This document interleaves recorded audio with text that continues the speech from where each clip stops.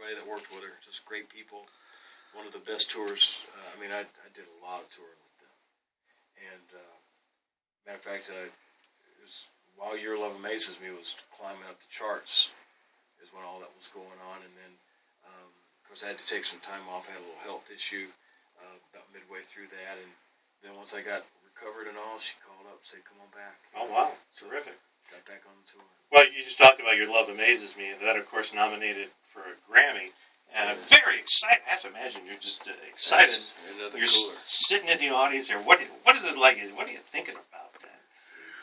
I'm thinking that I'm awfully ordinary. Because there were some strange people at the awards, dude. Miley Cyrus really dresses like that? Man, it was pretty weird. And there's some weird stuff. And it's just a whole different thing from what I do. Uh-huh. But it was fun, and it was a lot of fun to be there. And I got to meet Kenny Loggins and a couple other folks there that I always looked up to.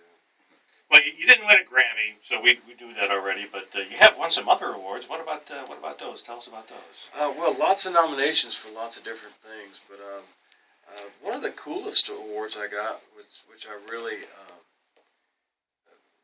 was really tickled to get, I got. The International Modeling Association gave me an award, not for being a model, but for being a role model. Role model, which was awfully nice of them. Well, that's good. And then I got several things. I got to sing on the CMA Award show, which was awesome. That's probably my musical highlights. It's just the singing on that show. Well, that's a big event for sure. Oh, that was huge, man. It was really cool. But the coolest award I ever got was at the. I was at the 95, the year I sang at the CMA Awards. That was like almost 20 years ago. I can hardly keep track. I don't keep track of that time anymore. Making us all feel old now, John. Yeah, I know. but it was first year that I had all these nominations, and I was really nervous. And I was backstage warming up, and of course the only place that was vacant, all the dressing rooms full of people everywhere, is the men's room. I was going to say you're probably in the men's room. Yeah, I was in the men's room backstage. Good acoustics in there. At the Grand Ole Opry House, and I'm back there singing my heart out. In walks George Jones. And George does whatever George has got to do, and he's heading out the door, and he goes, "Sounding good, son." And very a good. little, and so I figured I had gotten, if I never win anything, it's okay. It's okay. Because I had gotten the Sounding Good Son award from George Jones in the men's room. That's a pretty good resume builder. And I bet Vince Gill ain't even got that one. All right. So. That's awesome. Well, we're looking forward to the concert tonight. One of the things it does, it benefits the Wounded Warriors program. That's awesome. Can you tell us a little bit about Wounded Warriors? Well, what little I know about it is I know that they support soldiers that come home and they need somebody to put their arm around their shoulder and to be there for them, and because these guys and girls go through a lot. I know I have not served in the military, but my two brother-in-laws, Mark and Paul, my wife's brothers, one just retired as colonel, and the other one is currently a colonel, hoping he'll be on the general's list this next time out.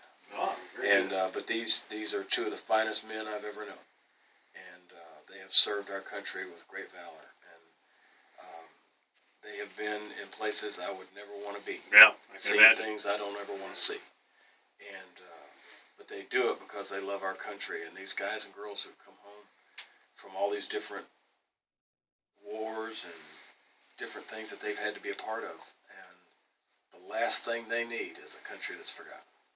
Terrific. Well, it sounds like a terrific cause. It is a great congratulate cause. you for working with those folks. It's a great organization, and anything I can do to help with something like that, I mean, I think back on different folks that I know that have gone and served, and they've come back different people. They just have, and it's just the way it is. And, all right, and so I'm glad I can be a part of it. Well, we appreciate that.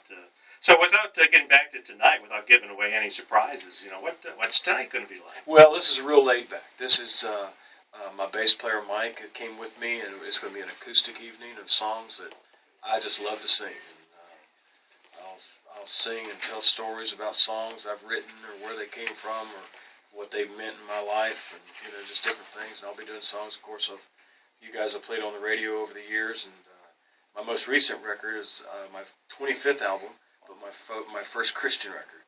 And it's a record called Real Man, Real Life, Real God, and somebody said, "What genre is it?" And I said, "It's electric country gospel grass." All right. I've heard that. So sounds like something I play on Sunday nights. Yeah. So Well, alt country Americana. Yeah. It's like a real good southern rock band with a bunch of bluegrass instruments layered on top. Oh, nice. So it's pretty cool. Now, you do a lot of traveling, obviously. It can be hard on the family life. Do you have any backup singers that come along with you? Yeah, and this one lady, my wife Robin, actually sings with me normally. She was not able to make this trip, but she normally sings with me. And I used to introduce her near the end of the night. I introduced the band, and I was signing autographs after the show, and this one lady came up and she said, "I wish you would have introduced your wife earlier." I said, "Well, why is that?" She said, "Well, I'd have enjoyed the show more if you had introduced her." And I said, "Well, why is that?" She said, "Well, the whole time I'm sitting there going, now he's flirting with that girl. His wife's back at home." And she said, "I just couldn't enjoy the show. I was so mad at you." And then you introduced her, and she realized it was my wife. So we introduced her earlier in the show these days. Yeah, so I don't want anybody to get confused. All right. So.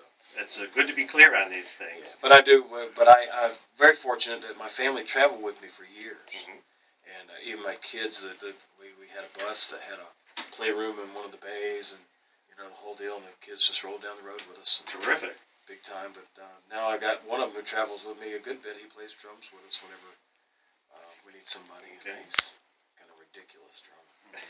Well, I've been looking at your schedule. You've got a crazy travel schedule. You're going to Kentucky, Georgia, Missouri, Kansas, Mississippi, North Carolina, and that's just in the next couple of weeks. Come on, let's go. Let's go. You're going to be out on the road having fun, huh? Yeah, man. Well, hey, it's been terrific having you here. I Thank you. Can't thank you enough for stopping by. We're looking forward to your concert coming up tonight. Again, that is in the Indies House at the Bay Indies Resort. It's located just east of 41 at Bay Indies Boulevard and Ridgewood Avenue. Tickets are available at suncoastconcerts.com. And Larry, we got some tickets to give away today. We do. In fact, why don't we go ahead and take caller 9? Caller 9 at 1-800-749-9290 will get a pair of tickets for tonight's John Berry show. All right. I want to hear my two favorite words tonight. Okay. Sold and out. Sold used out. in the same sentence. All right. Well, let's hope that that's the case. We'll throw in 2 free ones. There we go. And people will get to enjoy your concert. Again, thank you so much for coming by. And we're stuck here. Stop that for me. We have to stop this thing. There we go. And now things should work. I got to exit out of it. Got to exit out of it. Or just move that thing and hit It's play. nothing like live radio here. We're actually recorded. We recorded this for broadcast on our sister station, which is Kicks Country Classics, and you'll be able to hear that coming up later today over on the AM dial. Yeah, so if you don't win tickets now, you can win them on KI. So you may be able to win them coming up next. So we still can't get this thing to work here, and we're going to. Larry's going to come over, and he's going to play with the computer for just a second. We had this so well engineered, and now we just can't get the thing to go. There we go. Perfect. Eventually, with teamwork, we can make this crazy thing work. Computers, they're great, but boy, I like the old radio, and you just be able to push the button and something happened. Anyway, thanks again to John Berry. We've got his song, Your Love Amazes Me, right here on Kicks Country 92.9. So you covered a Towns Van Zandt song. I was going to ask you about like Billy Joe Shaver, Ray Wiley Hubbard, all them guys. I love them guys. Yeah, that Poncho